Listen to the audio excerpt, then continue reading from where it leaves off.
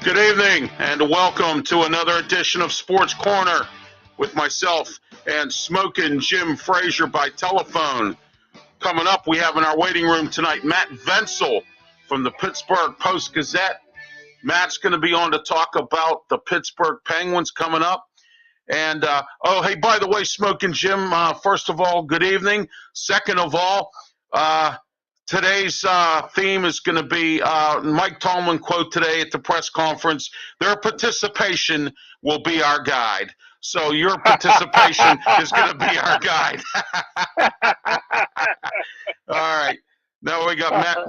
Even Matt smiled on that one there. So there we go. All right, ladies and gentlemen, right now, Matt Vensel. Thank you, Matt, for being here from the Post-Gazette. We're here to start things off with about the Penguins.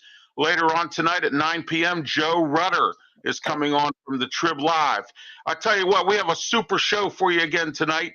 I have to make up from last week because I was not able to put the show on, Smokin Jim and I, because my wife had surgery. So we're back. And every time we come back from a week off, Smokin Jim, it gets better and better. So, all right. Matt, welcome to the program. It's great to have you on again. Thanks for having me back. Anytime. The reason I had you on tonight is to talk a little bit about the Penguins. What's going on with this losing streak? Is it injuries? Is it coaching? Is it the fact that perhaps they might be a little slower? What's going on? Well, I think it's a lot of little things that are adding up in a big way. And I think maybe that's what's making it so frustrating for the players and the coaches. We can go down the list. You watch the games, you see some of the questionable decisions with the puck. You see guys being a little too aggressive, chasing after goals, whether they're trailing or winning or the game is tied. There's been a lot of giveaways at both blue lines, which have led to quick goals. The goaltending has been great. Special teams haven't been great. There have been a little bit of injuries mixed in too.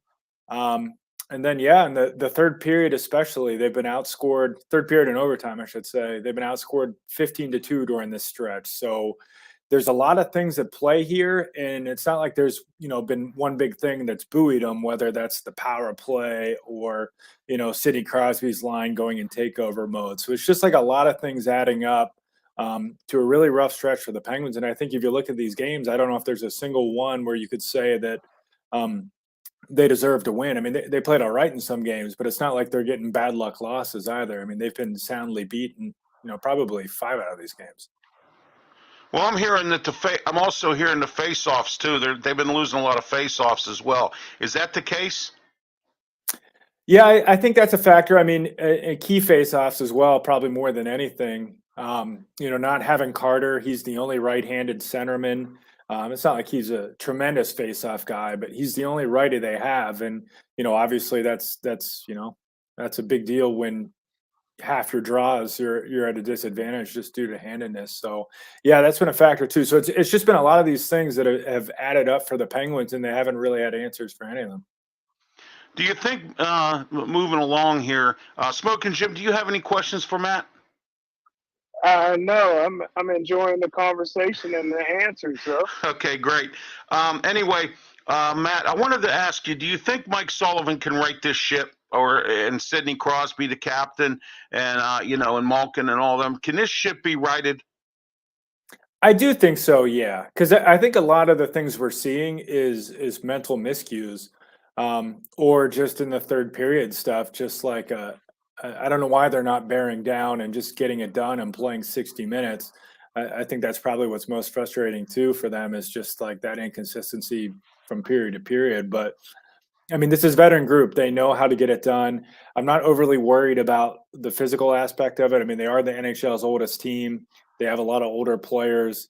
I don't think it's like, especially this early in the season, I don't think it's an issue of guys slowing down too much. We'll see what they look like once March and April are around. So yeah, I do think they can get it together. I mean, I think they have played better in the last couple games. This past one against Seattle, they very well could have won if they had gotten the goaltending. But Martin Jones made the saves for Seattle, and Tristan Jarry didn't deliver. So I do think they can turn it around, but they do need to feel some urgency. I mean, I know it's we're not even a full month into the season. they're what, like 4-6-2. That's not an awful record when you look at it. It's not great, but some of the teams like New Jersey comes to mind. Some of the teams in the Metro have exceeded expectations early, and the Penguins have, a pretty significant hole to climb out of already. And it's a long season, but if they don't kind of get things going here by the time Thanksgiving rolls around, they might put themselves in a situation where it's going to become a lot more difficult to kind of crawl back into playoff position. But I do think they'll get there. What do you think Ron Hextall and Brian Burke are going to do to, are they going to do any kind of trading? I mean, I don't think the Penguins have a lot of money to work with here, because of the salary cap issues with them signing the big three, Letang, Malkin, and Crosby. And and Rust, I meant four, I'm sorry. But what do you think that they can do anything? Or do you think they can make a move? Do you think they're going to make a move? I don't really see anything happening. I mean, there's a lot of factors in play here. You mentioned the cap. You're right. I mean, I think they have less cap space than any team in the league. I mean, they entered the year with less than 100,000. They had to carry 20 skaters instead of 21 because they couldn't make it work with the cap. And we saw them having to play 11 forwards and 7 defensemen in one game because of it. So the cap's a problem. They don't really have that many tradable players when you look at their NHL roster. I mean, they have guys, obviously they have value, but they don't want to trade Brian Rust or Raquel. And then, some of the other guys, like I don't know how much trade value Jason Zucker has, even though he's off to a good start. Who's going to trade for Kapanen and then you throw in the fact that, Ron Hextall is known as being a deliberate, patient guy. He's not going to make that like trade to shake up the room like Jim Rutherford would. I mean, right. The Penguins were in a similar situation 4 years ago this time of year. I remember it. It's my first year covering the team. It was November, and Jim has a press conference. And he was like, "Hey, we're about to trade somebody." So we all run out to practice to try to check off names to see who's not there. Yeah. And then we got to the end, and there was no Carl Hagelin. Of course, Carl Hagelin got traded. So, Ron Hextall isn't the type to I don't want to call it a panic move, but just like to make a move like that to send a message like, hey, we got to get going. He won't do it. You just look at how he handled Tristan Jarry, for example, or Kapanen.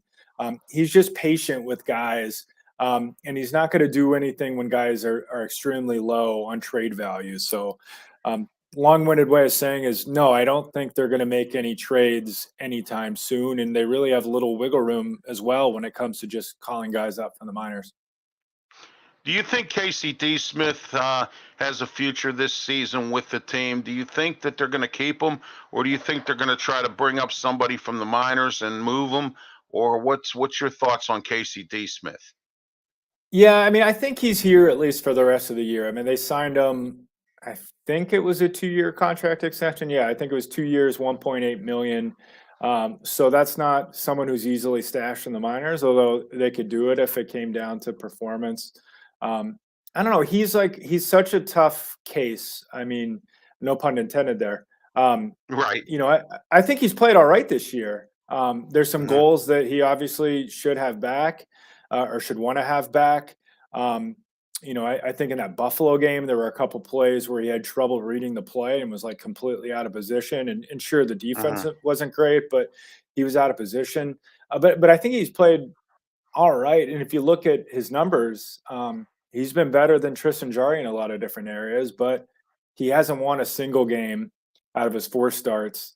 And it was the same kind of deal last year where just they were losing, too many games when he was in the net. So it's not necessarily they're losing these games because of him, but he's not stealing games or doing anything to help himself out. So it's kind of a weird dynamic because I actually think he's been okay. But you look at the numbers and they're 0-3-1 when he starts. So it's definitely something to watch. I mean, they have Dustin Tokarski, who played for Buffalo last year.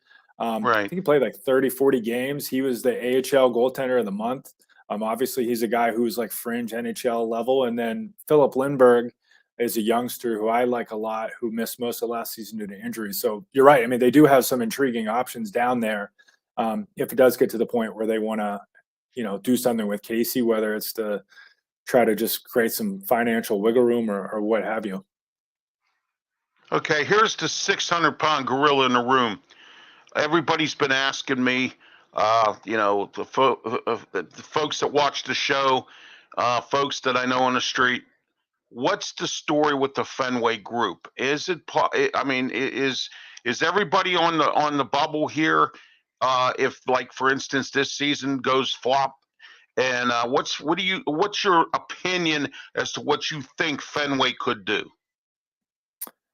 Yeah, I mean, I think if this year was a flop, yeah, you might start wondering about the guys in the front office. I mean, obviously, Fenway Sports Group like is signed off on this offseason plan, bringing everyone back. I'm sure it made sense for them financially to keep Malkin and Letang in particular. I mean, obviously they want to win games, but this is also a company that's trying to raise the value of their franchise. But they did sign Right. off on that plan. But I think there's going to be plenty to quibble with. With the supporting cast if things continue to go this way. So you do wonder about that. As for Sullivan, coaches in hockey have an incredibly short shelf life. He's the second most tenured coach in the league behind John Cooper, two-time Cup winner. So it doesn't, it's not out of the question if things go sideways that they could move on. But I do know that Fenway Sports Group is very high on Mike Sullivan. He's a Boston guy. Their Fenway Sports Group, that doesn't hurt there too. So, I think if this season went in the tank, you might wonder a little bit more about the guys in the front office than you would about Sullivan, unless it's clear that the team is completely tuned him out. And the last couple of weeks, you can't help but wonder. But given his track record, I do think he's going to get these guys back on track. I just don't know if it's going to be enough where they can be a cup contender, but I think he'll right the ship. I think. Okay, great. Yeah, that was the 600-pound gorilla in the room here, because I'm getting a lot of questions. Because a lot of folks knew I was having you on tonight, and they were sending me emails and things like that. Said, ask Matt what's going on with the Fenway group. Are they on? I mean, you said they're on board with the signing of the Letang, Malkin, and Crosby and Rust and all that, and getting the gang back together as we said before. But then all of a sudden it goes flop and blows up in their face. They probably are going to try to make some moves, like you said, in the front office. But we'll see what they do with Mike Sullivan too. You never know; they might pull the plug on him too. But we're going to find out. The season's still young yet, Matt. What do you think? Do you think that they can maybe right this ship and make it to the playoffs, or perhaps even try to get a little further, or do they need to do better in conditioning, or do they need to get faster? What do you think are some of the components? Yeah, I do think they'll right the ship, at least in terms of getting into the playoffs. Health is obviously always a concern with this team, but especially with their top players getting older. You wonder about their forward depth in particular. Like, if they were Right. to lose Crosby or Malkin or Gensel for an extended period, you wonder what that would do. So, I mean, that's kind of a no-brainer, obviously, health. They do need to just like get back to playing a more structured game, not being so cavalier in these games, like a 3-3 game up in Buffalo. I mean, Jake Gensel, great player. They just given up a 2-goal lead. He has the puck in the corner, and he tries a risky pass, and it leads to a 2-on-1, and they get the game winner. So it's just kind of like bearing down and showing more urgency and more discipline when it Mhm. comes to situations like that. And these guys have done it before. That's why I kind of feel like that's going to turn around. And then beyond that, um, the biggest question marks or X factors or what have you, forward depth, which I mentioned, goaltending. Tristan Jarry's been, not great during this losing streak, and then the defense. I mean, they brought everyone back up front. They brought back the same goaltender, same coaching staff. The one thing they did shake up was the blue line, and that's underperformed. They got bigger and a little bit meaner, but they're allowing a lot more chances in front and passes in front. The numbers bear that out. That even with Marino and Matheson last year, they were better at net front defense. But it's really early. It's a difficult system to transition to. You look at guys like Cody Ceci and Mike Matheson a couple years ago. They struggled initially and ended up, being pretty good under Todd Reardon. So I think that's probably the biggest swing factor is just the defense and the goaltending. But I've already mentioned like 5 things here. I haven't even mentioned special teams. There's a Yeah. lot of swing factors here, but a few of these things need to start clicking before it gets too late. So to answer your question, I do think they're going to make it in the playoffs. But yeah, it's fair to wonder if they're looking at another one and done, or maybe this group will come together and maybe it's ends up being a good thing that they had this adversity early and they had to buckle down the stretch. Because I mean, last year they had a playoff spot essentially locked up in January. Right. Maybe this year will be the inverse. Maybe they'll have to play their way into the playoffs, and that could be a good thing.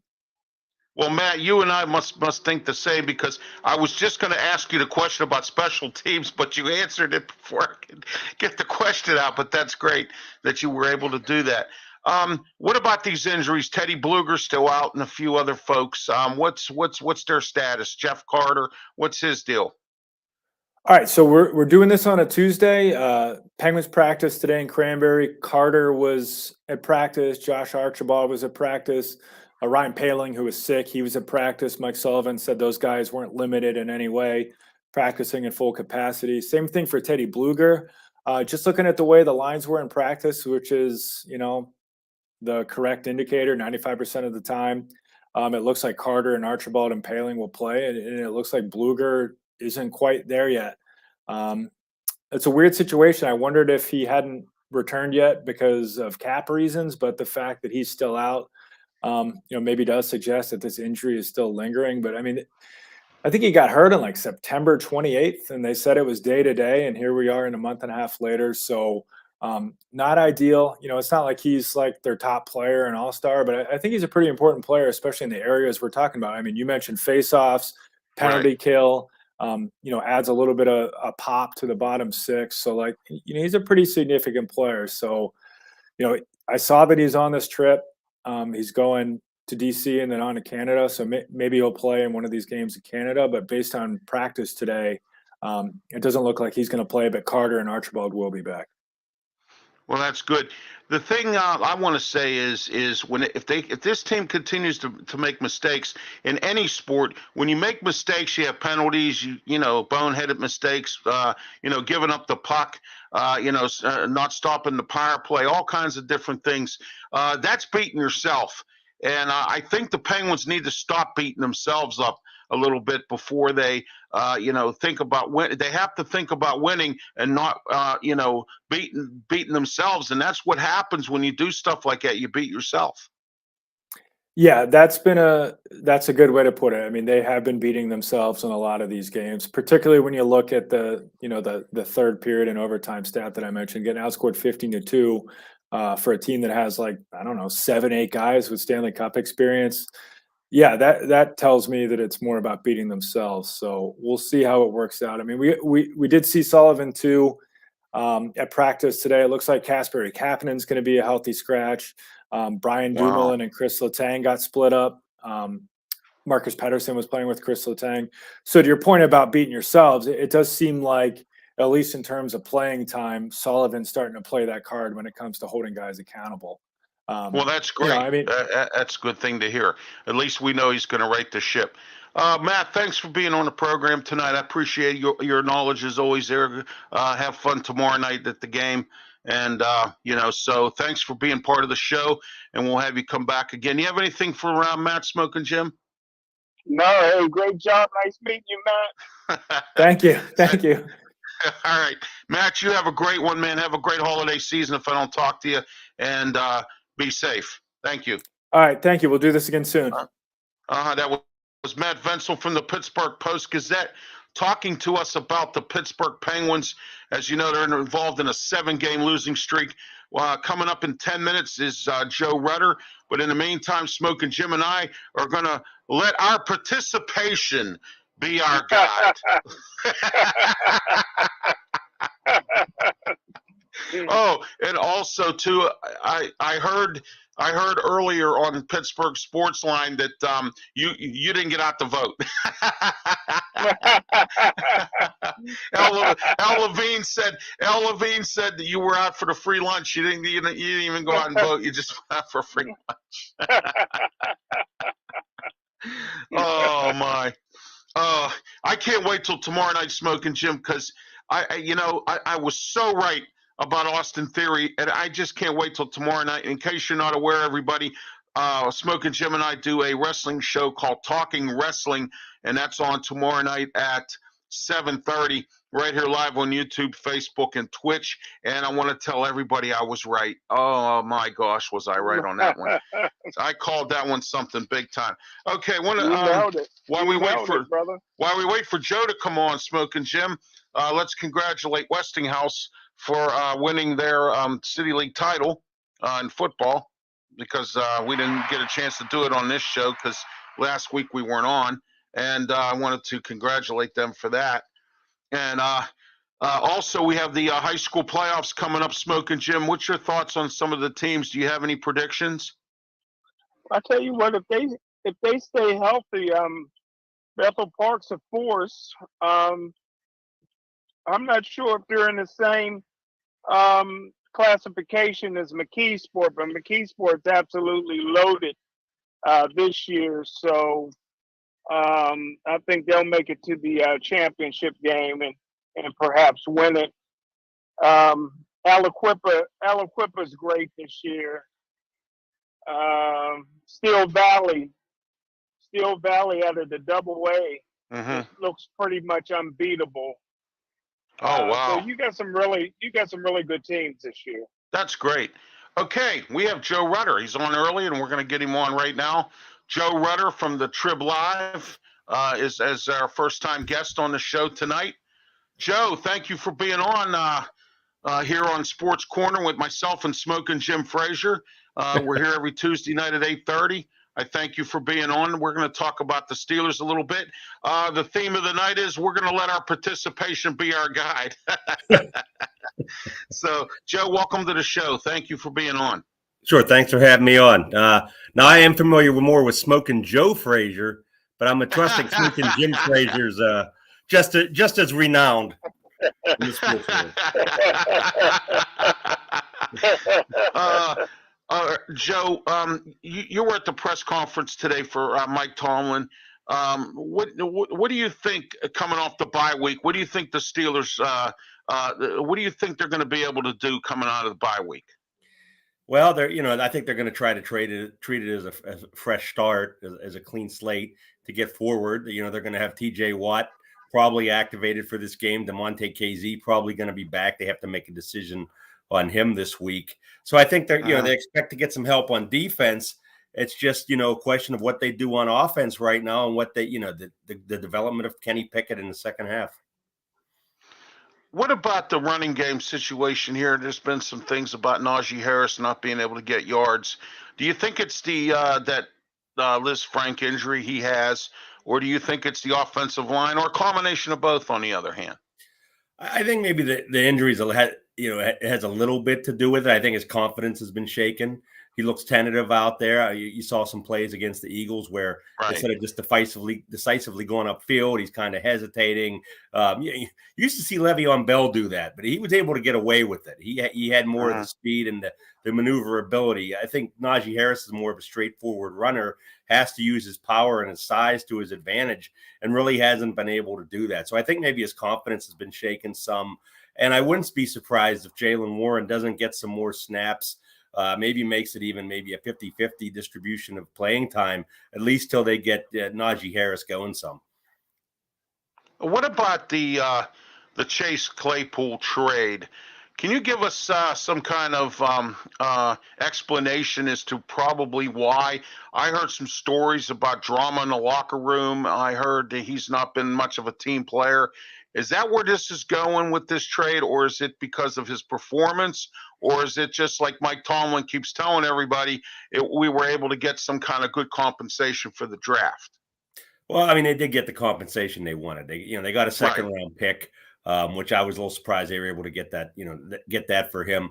I mean, really, he had the last year and a half he hasn't panned out since his rookie season. Wasn't the deep threat that he had been. Wasn't going down, getting contested catches. Wasn't drawing pass interference penalties. Had a propensity for leaving his feet on almost every pass thrown in his direction, whether he needed to or not. And he just wasn't the same type of player.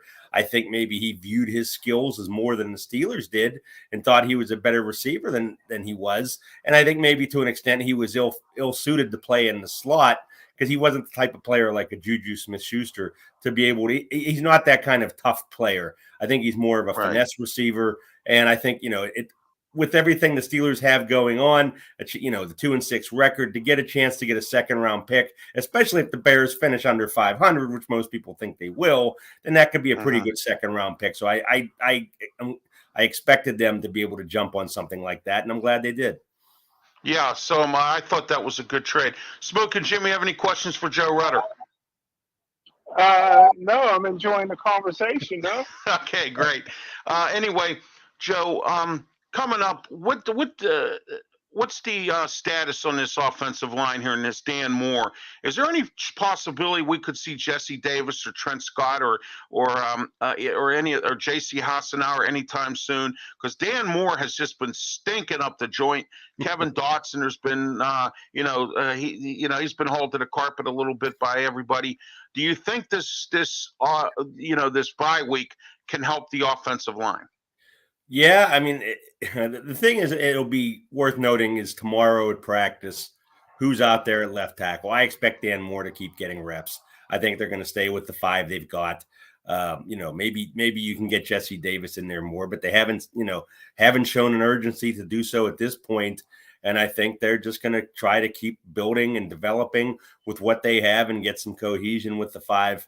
The 5 offensive linemen they have. It hasn't worked out. The left side has been shakier probably than the right side. But yeah, it's just not a dominating unit. I don't know if anybody expected that coming in with so many new pieces, and they couldn't go from the problems they had last year to the top of the list, in 1 year. It's going to take some time. And but Dan Moore, he's a 4th round pick. He started as a rookie, playing him more now. He's maybe not made the jump that they thought he would. But then again, he is a 4th round pick. So is Kevin Dotson. The Steelers, I think, are paying for ignoring the offensive line early in the draft. Yeah, I was kind of unhappy. I wanted them to take that Dan Falala from Minnesota, and he ended up with the Ravens. And because I thought, he's a big guy. He's about 380 pounds. He's known to take handoffs like the fridge. He was known to throw the ball, run with a direct snap. I mean, this guy could offer a lot of stuff. And, I thought they were going to draft him at least in the 2nd or 3rd round. I didn't expect him in the 1st round because, a lot of people didn't have him in that kind of grade in the draft. But I really liked that kid, and I actually predicted, Joe, that they were going to take Travis Jones from Connecticut in the 1st round, nose tackle. And when I saw them take Pickett, I wasn't surprised, but again, I was kind of like, okay, you got Kenny Pickett, got the quarterback you wanted, he was there. So that was, to me, I called it what they call a safe pick, I suppose, and things like that. What's your thoughts on the defense right now? Everybody's upset with them because they're the highest paid group in the entire team. And it seems like that, they've laid an egg here and there. And I know because of TJ Watt being down and everything else. What's your thoughts on the defense moving forward? Well, it hasn't all come together. The secondary's been pretty bad. Keller Weatherspoon, when he's been able to play, hasn't looked good. You saw what happened against the Eagles when he came back. Levi Wallace, he got beat for that 98-yard touchdown in Buffalo. Maybe still trying to chase Gabe Davis to the end zone. But he's had issues as well. Cam Sutton's been okay. The safety play has actually been pretty good. I think Terrell Edmonds is having one of his best years. Yeah, he stepped up. Yes. Minka's doing what he normally does, but I think they're limited somewhat. I think, with the trade for William Jackson, if he's healthy, he can help them out there some. But yeah, and they're not getting the pass rush, for whatever reason. I think maybe they feel they can't blitz too much because of the limitations without TJ Watt. So they're trying to get there with 4 guys. And I think, your inside linebacker play has been okay. I like what Miles Jack has done so far. Devin Bush has played better, but Larry Ogunjobi's been hurt a little bit too, and really they're not getting anything out of the nose tackle position. I don't think. Yeah, I know. Previous Adams. And they've got some young guys. DeMarvin Lill was playing well until he got hurt, so maybe they can get him back at some point in the second half of the season. But I think it has underperformed, and especially when you're looking at the offense. the offense struggling like it has, you're hoping the defense can step up and kind of carry the load. But other than really the opener, that hasn't happened. Yeah, I know it's been tough. I actually like Martavius Adams. I thought of all the guys that I call the used car lot. The Simons and the Taco Charltons and all, and the guys. Yeah. I thought Adams played the best last year of all the guys we got off of what I call the scrap heap or whatever, or the used car lot. And I actually thought he was going to do better this year, but it appears he's not really even contributing at all. And it's really sad to see that Cam Hayward's got to do all the work on the front line like that. What about Loudermilk? What's the story with him? Heading into his second year, 5th round draft pick, again, not a high pedigree type of player, but someone they thought had a lot of upside. I thought it was telling that the Marvin Leal got the helmet on game days over, Loudermilk until Leal got hurt. Now he's coming in there, he's making some contributions and some plays, but, I don't think he's going to be your answer. I mean, maybe he can go in and play a few more snaps and help out there. I mean, they brought Carlos Davis up for the one game, and he seemed to do okay. It's just, that's another area that in the offseason, I think they're going to have to address because, Cam Hayward's going to be another year older next year. Right. And, you've got to start getting younger players in there to mix in and, be a solid up front like they want to be. Yeah, I think, Joe, they've laid an egg on both lines of scrimmage. And the most important part of a football game is you have to control both lines of scrimmage. And the problem is the Steelers are not doing it on either side. Now, my next thing to you is, and I've said this many times, the Steelers have this bad habit of beating themselves. What do you think in practice this week, coming off the bye, the Steelers are going to try to clean some stuff up? I would think so. I mean, I think they used a lot of what they did over the coaching staff did on the bye week to address some issues I think they need to clean up. I mean, the one thing right now is the pre-snap penalties on offense and these, illegal man downfield penalties in the RPO game. Those are just, you can't have that. And the Steelers, exactly, they have a lot of them. They're not leading the league in them, but they're, in some of those areas they were. But yeah, they haven't done a good job there. You can't have those type of penalties, the offsides, the false starts. Those are the type of things you should be able to clean up. I think those are some of the things they would have to work on. And just, they haven't been as physical, like you just said, on defense. They've got to try to figure that out. They've been using a lot of this 3 inside linebacker look. Maybe with DeMonte KZ coming back, you can have more of maybe a 3 safety look. He's known for being a pretty big hitter. Makes plays on defense. Maybe he comes in and helps out here, and they've got to start forcing turnovers. They haven't done nearly enough of that. They had the Miami game where they had a chance to get 4 interceptions and dropped all of them. They've got to start creating turnovers, forcing fumbles, and being that type of defense. Other than Cincinnati, they haven't done that this year. Let me ask you this, Joe. When they drafted Presley Harvin III, Kevin Colbert came out and said they drafted him not only because he was a Ray Guy winner, but because of his ability to do fake punts and kicks.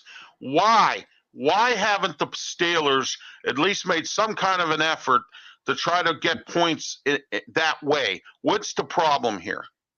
Well, you saw the one fake punt they did. They had just snapped it to the up back. Right. I think if you're relying on Presley Harvin to do that, then maybe that's, maybe they drafted him for the wrong reasons then. You want him to be more consistent with his leg. I'm not concerned as much about how far he can throw the ball or things like that. Yeah, maybe it looks good once in a blue moon, but he's got to be more consistent. He's got to get more balls inside the 20. He has those punts that, you think, okay, you have a chance to pin him inside the 10 and the other return guy's fielding it at the 19. I mean, you've got to get them deeper than that. You've got to play more directional punting, get the ball inside the 10.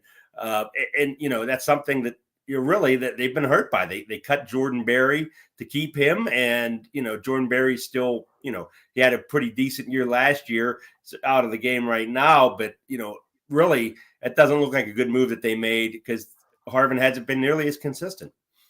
Yeah, I know. But you know what? Jordan Berry kind of shanked some punts, but I don't think he was ever as bad as Presley Harvin's been. And I mean, he's been shanking punts, and like you said, his consistency hasn't been there either. And I know that's the most important part. But like I said before, don't you think that maybe that skill that he has to be able to do the fake throws or the fake punts and kicks and stuff like that, then maybe perhaps we could see that, especially when you're beating yourself on the offense and you're making mistakes and penalties and throwing interceptions and stuff, and you can't seem to muster up any points. You got to figure something out. I don't even see an onside kick here and there. Maybe keep whoever off the field. If they're especially if you have an explosive quarterback in an offense, try to keep them off the field a little bit and give and give your defense a little bit of a break and get the offense to get the football so they can start maybe doing something. What's your thoughts on that?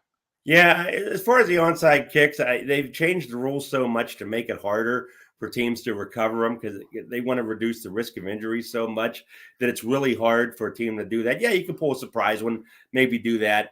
Hey, maybe with Presley Harvin, maybe the threat of him passing is something that could give other teams pause. But I would think that if you're the 4th down and long and you're relying on Presley Harvin, then why not just go for it with Kenny Pickett back there and have a better chance at doing that? I don't put as much stock into the as much of the fake punt thing. I mean, you can have gimmickry here and there, but I think really, if you're going to be in those situations, then try to give Kenny Pickett a chance to work out of it. All right, I'm going to tell you right now, Joe. This is the 600-pound gorilla in the room here. What's the status with Matt Canada? Well, we see he was not fired during the bye week. I had Jim Wexel on Smokin Jim and I do a TV show as well called Sports Corner. I had Jim Wexel on last Thursday on our TV show. He told me it's going to be the end of the season if Matt Canada does get fired. Do you see that happening? I don't see how he's back. I don't. If they didn't fire him during the bye week or for some reason before tomorrow, but there's no reason to do it now tomorrow because they're already installing for the Saints, so you don't want to make a change. Right. They would have made it last week. They're going to give him to the end of the year unless a mandate comes down from ownership that, look, we can't take this anymore. But I think it's ownership right now that just wants to wait till the end of the year and start fresh when that happens. I don't see any way he comes back.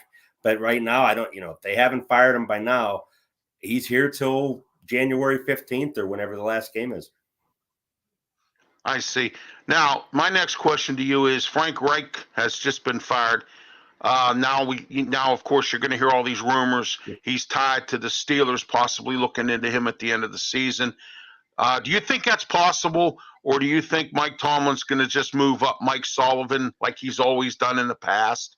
Just move somebody up and not go out and look for somebody of quality.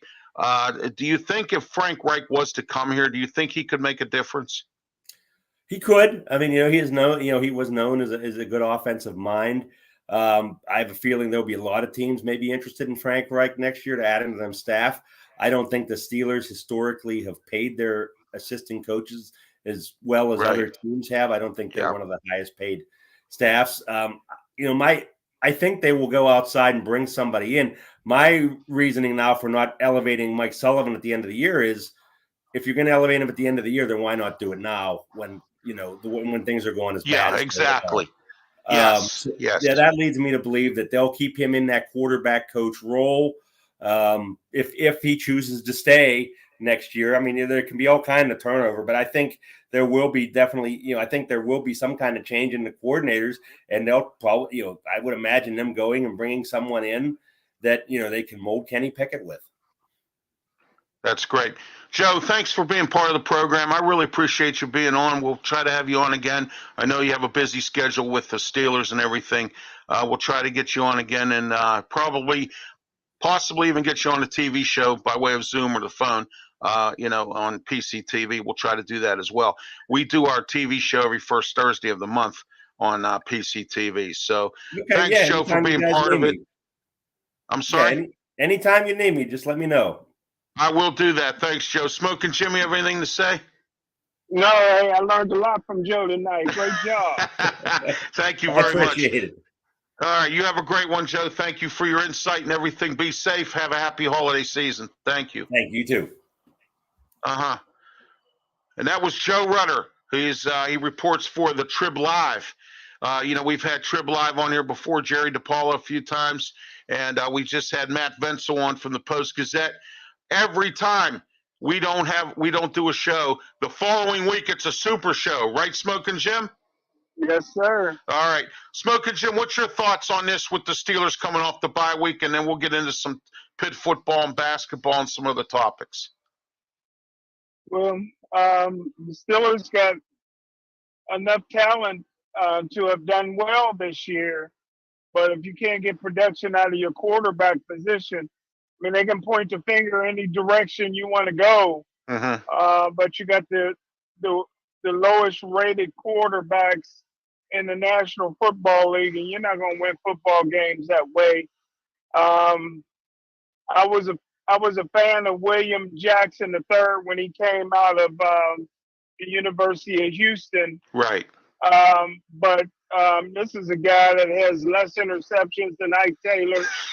Only 5 interceptions, man, in his career. You know, he can't play zone defense. He's good. He's decent man to man. But I don't think that it's going to be an upgrade bringing him in, especially now at his age. He's often nicked up. They're just making horrendous decisions after horrendous decisions down there, and it's starting to take its toll. Oh, absolutely. Let me ask you this question, and I'm going to make this prediction, and I know I'm probably going to be wrong. Okay, Smokin' Jim, and you know I'm usually pretty good. My ratio of making a prediction is usually pretty good. I'm going to predict that if the Steelers have a bad season this year, I think Mike Tomlin's going to step down. What do you think of that? I think you already know you're wrong. Yeah, I know that. No, I was just coming up with some hypothetical prediction there, Smokin' Jim. I know I'm wrong. I mean, you know what I mean. You know. What I said, and you're not too far off from what I said, he should have done. I thought that when Big Ben retired, he should have left the Pittsburgh Steelers then. Yeah, absolutely. Absolutely. Yeah, but he got exposed. Yes, he did. It kind of reminds me of a guy that would have been in the Hall of Fame. Although Mike Tomlin, no matter what he does, he's going to end up in the Hall of Fame. He's a black coach that hadn't had a losing season. If Dungy's in, he'll get in.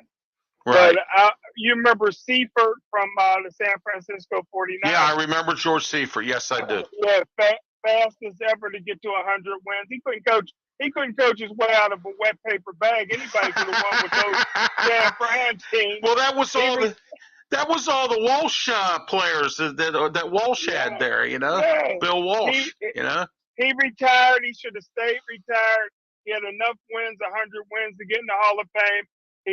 His ego allowed him to go to Carolina and got exposed. Yes. And so you got to be careful. Oh, yeah. I remember those days, man, when you're right. He really got exposed, and you're right. You know, I've said this many times. Some people can bake a cake and some people can't. And I was always taught that at one point. Okay. Yeah. I used to work as a radio voice dispatcher for Yellow Cab when it was Yellow Cab. It's now Z-Trip. And I had a guy that was teaching me, the late Mark Little. He's up with the Lord. And he said to me, he said, Ralph, he says, I'm going to tell you right off the bat, I don't know nothing about teaching. But I'll sit here and I will help you correct your mistakes, but I cannot teach. He said some people can bake a cake and some people can't.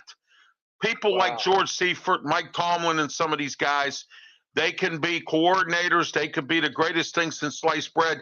But once you're the captain of the ship, if you can't captain that ship, forget about it. And, you know, so Mike Tomlin has to be, in my eyes, the luckiest coach in the world in the NFL because he inherited a good quarterback. He inherited a decent assistant coaching staff when he inherited LeBeau and Bruce Arians. Okay. Yeah. He inherited Smokin' Jim, and you know this, and I know this. He inherited some good players as well. And he inherited a franchise quarterback that no other coach. How many coaches do you know that walk into a job as a head coach and have a franchise quarterback sitting there for you? Other than Matt LaFleur up in Green Bay with Rodgers, who else? Well, nobody, because Right. I mean, especially what coach leaves a young quarterback that in his third year is already a Super Bowl winner. So Bill Cowher handed him the keys to the Rolls Royce, brother, Yep.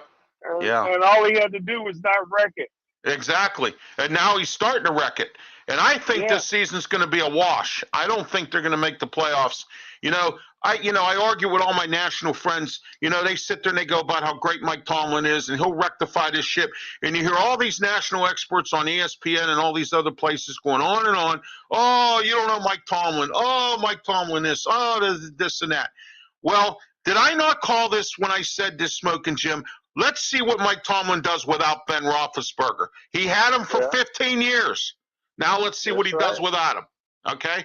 And like you said, now he's exposed. So guess what? He now has egg on his face. We all were seeing the real Mike Tomlin. Remember the show To Tell the Truth? And they used to say, well, the real so-and-so, please stand up. Well, now we're seeing the real Mike Tomlin because he obviously hasn't stood up. So, there we are.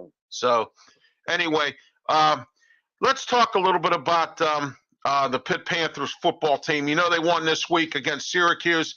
I tell you what, my Syracuse Orangemen that I predicted were going to go all the way here, they've sort of laid an egg a little bit the last 3 weeks here. They got beaten by Notre Dame, they got beaten by Clemson, and now Pitt beat them.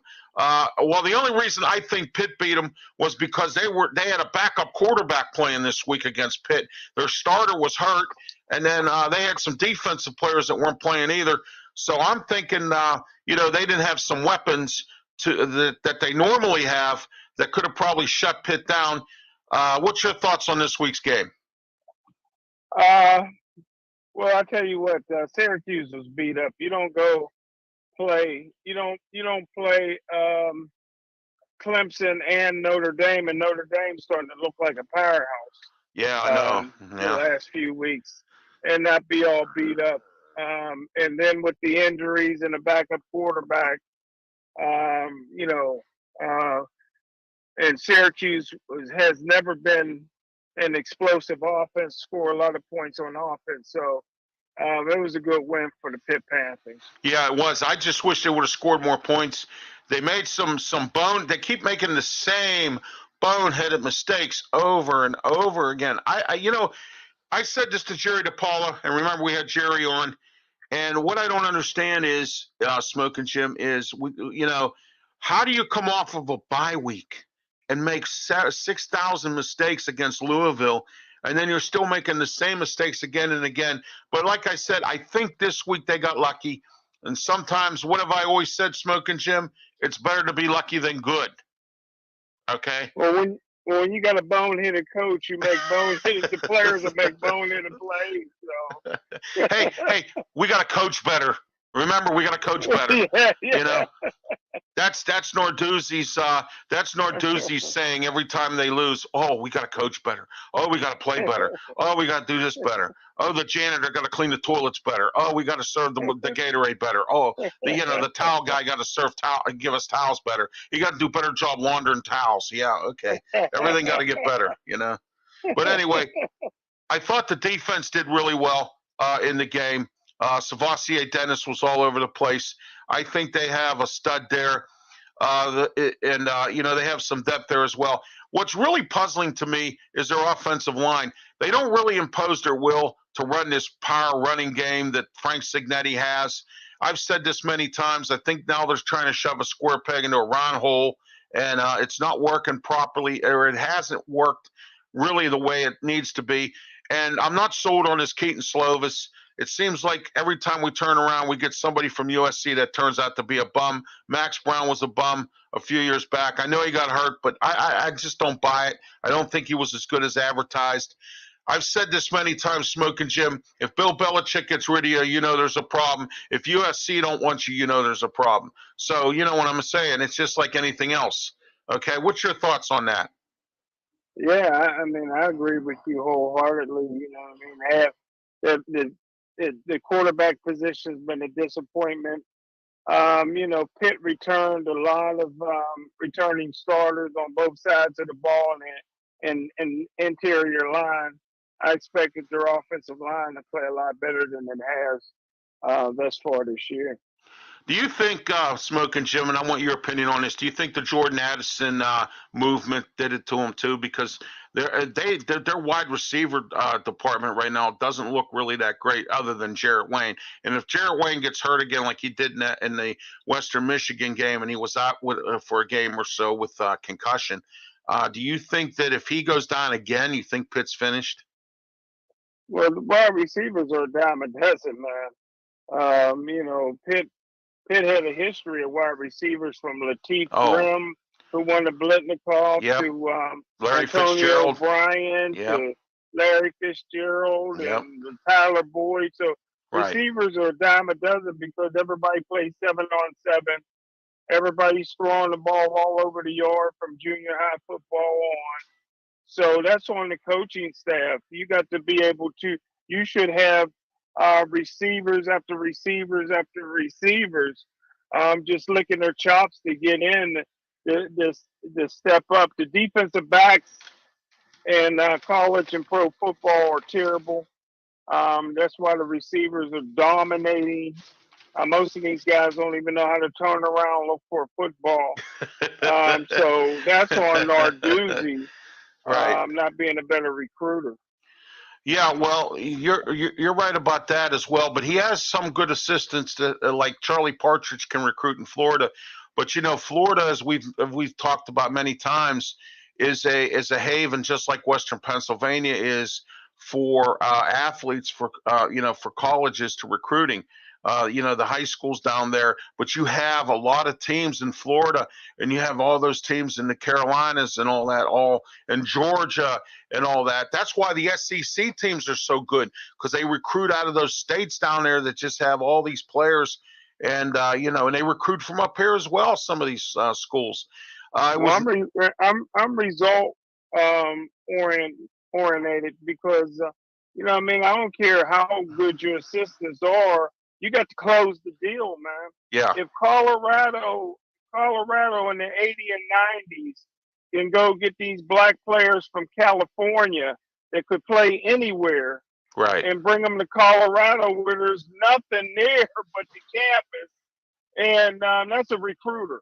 I talked to a former NFL linebacker that played at Penn State and the Jets, and he told me that he came from a little small high school in Ohio, right, and he gave a verbal to West Virginia, but that Sandusky, who was one of the greatest defensive coordinators and linebacker coaches in college football history, he came to recruit the kid, and he says, "I got to tell you, Coach, I gave a verbal to West Virginia, and after talking to Sandusky for a couple of hours, he signed with Penn State." That's a recruiter, right, right. Not to give him any credit for what he did after in his life, but as far as on the football field, there wasn't nobody better recruiter or linebacker coach than Sandusky. Oh yeah. Joe Paterno. Oh, and a lot of Paterno's assistants ended up becoming head coaches. Al Golden, the guy that coaches Rutgers. Oh man, I can't remember his name off the top of my head. Yeah, his second stint at Rutgers. At Rutgers, right? yeah. He coached Al Golden. He was a great coach at Temple, and then he went to Miami. He's had some assistants that have. The one that was the assistant under Franklin here, Moorhead. He's the coach at Akron right now. Akron's not doing too good, but they have. Yeah. I'll tell you who's having a career year there, though. My favorite wide receiver from Pitt, and he transferred because he didn't get any playing time. Shock Louis. He's having a career year, and he's looking good, and he's getting the ball, and that's great. It's just too bad Akron can't even beat a high school team right now. That's how bad they are. So I mean, Moorhead was a great quarterback here for Central Catholic in high school. So right, yeah, he was something else. Oh yeah, absolutely. What's your thoughts, Smokin' Jim? Let's get into the end of Major League Baseball. Houston Astros win the World Series. Beat Philly in 6 games. I heard Chip Hayner's prediction. And what's your thoughts on Houston winning the World Series? Well, in a 7-game series, usually the best team wins. I mean, Philly came from behind in the first game of the series. They were down by 5. They came back and won, and they made it close through the first 4 games. I think it was 2-2, but the pitching that Houston Astros have, and you got to give Dusty Baker some credit. I think that was his first World Series victory as a manager. He had one also as a player for the Dodgers. So maybe that'll get him into the Hall of Fame. Yeah. I like Dusty Baker. I think he's a great manager. I thought that when I was kind of leery about him taking that Houston job after the nonsense with that nonsense with the signals and all that scandal that went on down there and everything else, But I'm glad that he did one, as you mentioned, and everything else. Speaking of Major League Baseball, which I didn't get to bring up on the show last Thursday on the TV show, Detroit Tigers, minor league AAA manager of Toledo. Guess who it is? And guess what? He just got fired. Lloyd McClendon. Wow. Lloyd McClendon got fired.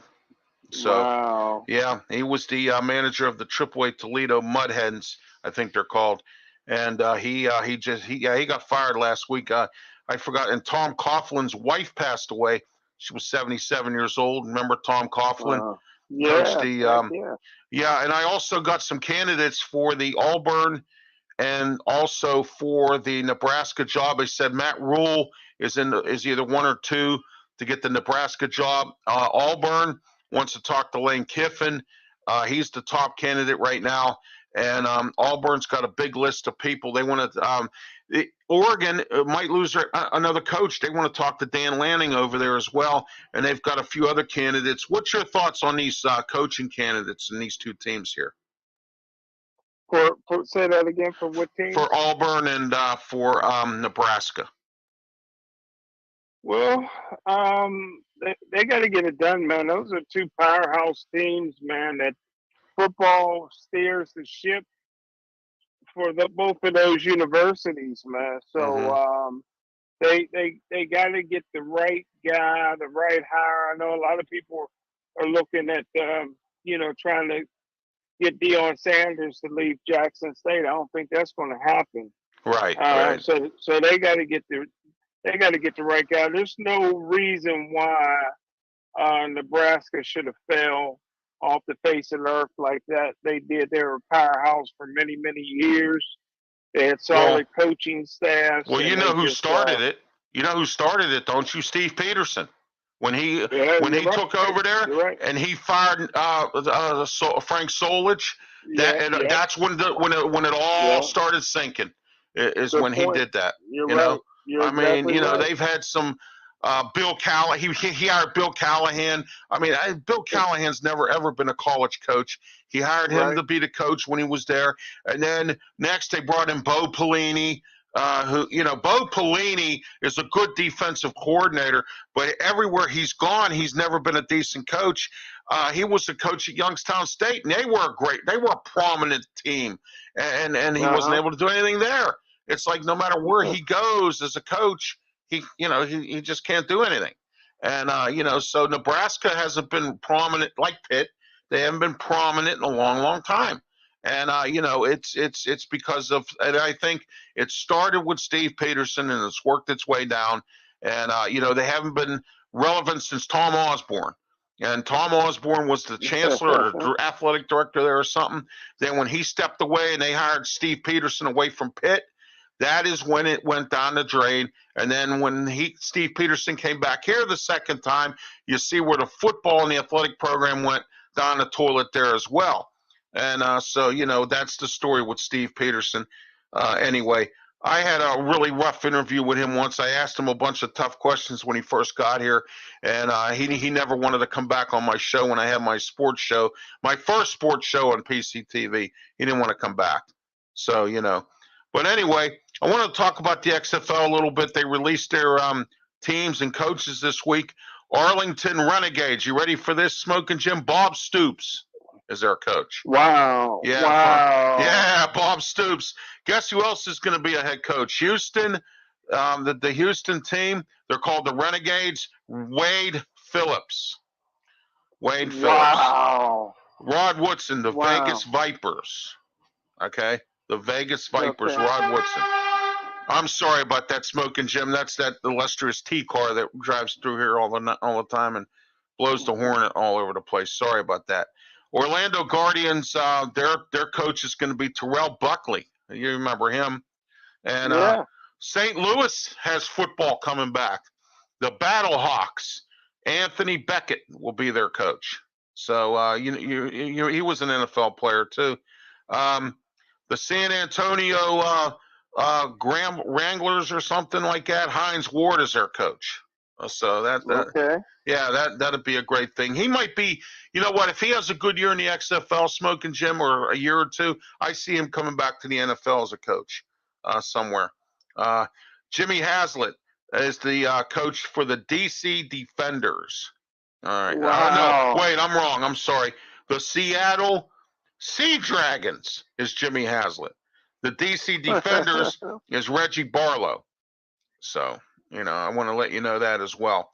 But, that's the release. And we spoke about the Charlotte head coach from who was with Alex Highsmith's coach from Charlotte University. Will Healy got fired.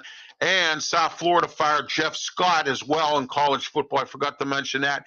And guess who the number one candidate is? And guess who wants to come back to football for that job? Who? I'll give you a little hint. He coached the Oakland Raiders and he coached the Tampa Bay Buccaneers. John Gruden? Yes. Wow, for South Florida. He wants to come back and coach, and he made a phone call to them and said he was interested. So we'll see where they go. I'm surprised he didn't just send an email. Speaking of the rest of the National Football League, what's your thoughts on these new coaches that have been that are here right now? What's your thoughts on how they're doing in their progression? Let me see. I like the coach over in Carolina. I like what I've been seeing so far. Wilkes from him. Yeah. He's resurrected his career. Yeah. From a leadership standpoint, right? They're not winning, but from a leadership standpoint. Yeah, well, he stuck up the joint down in Arizona when he was down there. Steve Wilkes. He did. Yeah, he didn't do very good down there. Also, don't forget about Atlanta's Arthur Smith. What's your thoughts on him? In Atlanta, I think they're doing pretty good. Marcus Mariota looks like he's got his career back. He's working. He's doing. They're losing games, but they're not losing them by much. They're not getting blown out or anything. And so we'll see how that works there as well. Jacksonville has Doug Peterson. What's your thoughts on that? Yeah, I like that they're not winning much. I think they only got a couple of wins. They've been in every game, and they've been improved greatly in one season. So that's all you can ask for. Exactly.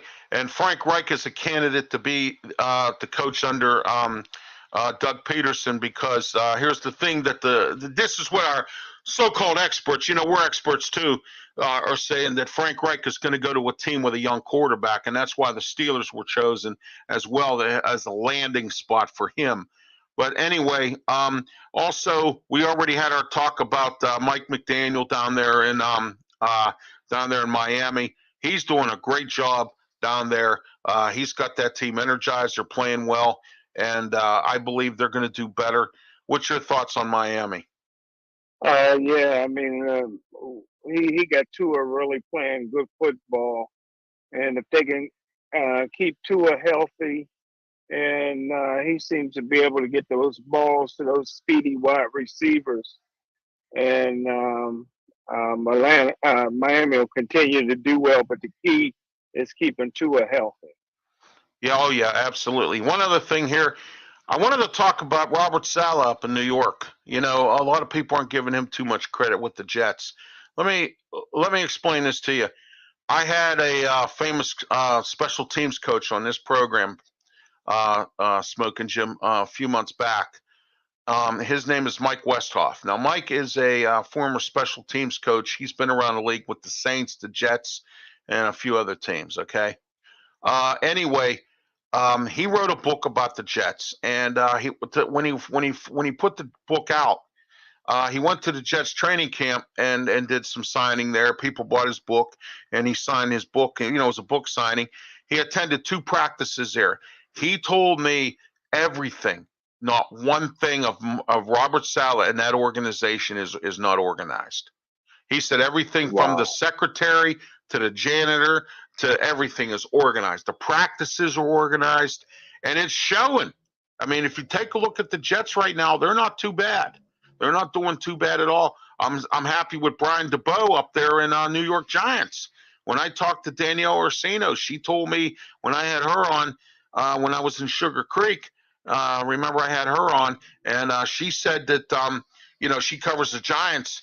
And she told me that, you know, she was very impressed with Brian DeBow, what she could see at training camp and his practice habits and the way he brings enthusiasm to the team and everything. I think he's doing okay. The Minnesota coach, I think his name's Mike McDonald. I believe he's doing pretty fair up there. You know, Kirk Cousins isn't doing too bad. The one that's really struggling to win games, and of course they've struggled for years, the Detroit Lions, Dan Campbell. I feel bad for him. He's a nice guy, a strong guy, really, down to earth. Just one of those kind of great coaches. But I don't know what he can do there. I don't think anybody can help it there. I don't think you could even do it. I mean, I'm not trying to be rude or nothing, but I don't think anybody can fix Detroit. What do you think? Well, 64 years ago, Bobby Lane said they wouldn't win a championship for 50 years, and they haven't. 64 years. So the curse is on. The curse is on. Yeah. But the coach for the Jets always remind me of a young Bill Cowher. Bill Cowher was extremely organized, like this guy. He did something that was very, very smart for a young coach. He took the heat of the early season losses on his shoulders and kept it off the players. He told the New York media, "I'm taking receipts." In essence, he's going to come back on all the ones that was talking trash in the newspaper on his team, and he did that to keep the heat off the players. And so the New York media was killing him there for a minute, but now that he came up all roses because they're winning. They got a really good defense. He's a defensive coach, enthusiastic young coach, and so I'm very happy for him. So I think Mike Tomlin jumped the gun, putting Kenny Pickett in the game because he was embarrassed losing to the Jets. It don't look like much of an upset right now. No, it doesn't. Like the Jets are the better team. Yeah, they are. They are. And you see, when you saw them playing the Steelers, they didn't make too many mistakes.